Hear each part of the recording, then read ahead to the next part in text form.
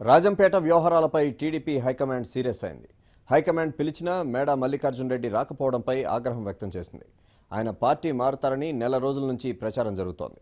మల్లికార్జున్ రెడ్డిని నేరుగా పిలిచి మాట్లాడాలని హైకమాండ్ భావించినప్పటికీ ఆయన స్పందించలేదు. దీంతో ఈ నెల 22న అమరావతిలో రాజంపేట కార్యకర్తలతో సమావేశం అవ్వాలని చంద్రబాబు నిర్ణయించారు.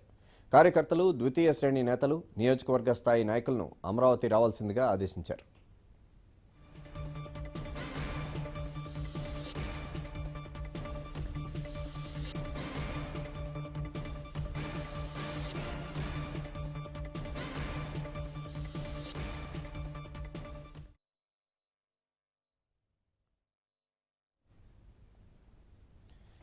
ఇక ఈ అంశానికి సంబంధించిన మరిన్ని వివరాలని మా ఏపీ బ్యూరో చీఫ్ రామారావు అందిస్తారు. రామారావు. వెంకట్, కడప జిల్లా రాజంపేట వ్యవహారాలపై తెలుగుదేశం హైకమాండ్ సీరియస్ గా ఉంది.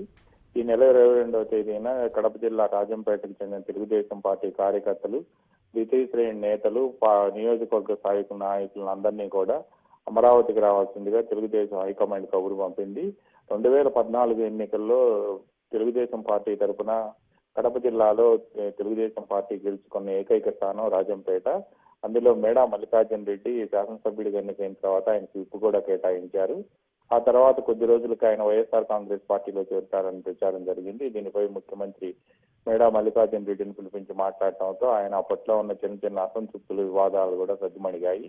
కానీ గత నెల రోజుల నుంచి కూడా మేడా మల్లికార్జున్ రెడ్డి మళ్ళా తిరిగి వైసీపీలోకి వెళ్తారని విస్తృతంగా ప్రచారం జరిగింది. దీనిపై ముఖ్యమంత్రి మేడా మల్లికార్జున్ రెడ్డిని వచ్చి తనతో మాట్లాడాల్సిందిగా కూడా ఆదేశించారు. అయినప్పటికీ కూడా గత 3 రోజుల నుంచి ఆయన రాకపోవడంతో ఎన్నికల సమయంలో రాజంపేటను అలా వదిలేస్తే బాగోదని ముఖ్యమంత్రి ఈ రోజు కడప జిల్లాకు చెందిన మంత్రి ఆదినారాయణ రెడ్డిని, కడప జిల్లా తెలుగుదేశం పార్టీ అధ్యక్షుడు శ్రీనివాసరెడ్డి ఇద్దరిని కూడా రాజంపేట వెళ్లి పార్టీ సమావేశం ఏర్పాటు చేయాల్సిందిగా ఆదేశించారు. ఆయన ఆదేశాల మేరకు వీరిరువురు వెళ్ళినప్పుడు అటు మేడా మల్లికార్జున్ రెడ్డి నివాసం వద్దను, తెలుగుదేశం పార్టీ కార్యాలయం వద్ద కూడా కొద్దిసేపు ఉద్రిక్తతలు చెలరేగాయి. తాను విప్పుగా ఎమ్మెల్యేగా ఉన్నప్పుడు తనతో మాట్లాడకుండా నియోజకవర్గ స్థాయి సమావేశం ఏర్పాటు చేయటం ఏంటని చెప్పి మేడా మల్లికార్జున రెడ్డి నిలదీయడంతో పాటు ఆయన అనుచరులు కూడా ఇదే విషయమై ఆదినారాయణ రెడ్డి, శ్రీనివాసరెడ్డి అనుచరులతో వివాదానికి దిగారు.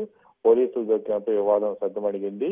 అయితే రాజంపేటలో ఎవరున్నా లేకపోయినా తెలుగుదేశం పార్టీ కార్యకర్తలు అంతా కూడా పార్టీ తరఫునే ఉన్నారని, అందువల్ల పార్టీ కార్యకర్తలతో సమావేశం ఏర్పాటు చేసి 22వ తేదీన ఒకవేళ మేడా మల్లికార్జున్ రెడ్డి అప్పటికీ రాని పక్షంలో తదనంతర పరిణామాలు, రానున్న ఎన్నికలకు పార్టీని సిద్ధం చేయడంపై కూడా చంద్రబాబు చర్చించనున్నారు. 22వ తేదీన కార్యకర్తలందరినీ కూడా ద్వితీయ శ్రేణి నాయకులు, గ్రామ మండల కమిటీలు అందరూ కూడా అమరావతి రావాల్సిందిగా చంద్రబాబు ఆదేశించారని చెప్పి ఈ రోజు జరిగిన సమావేశంలో మంత్రి ఆదినారాయణ రెడ్డి రాజంపేట తెలుగుదేశం కార్యకర్తలకు అందరికి కూడా సమాచారం ఇచ్చారు.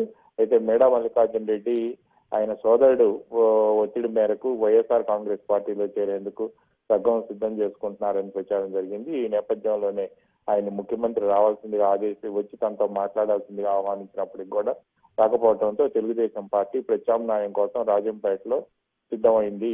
వెంకట్. Thank you Ramarao.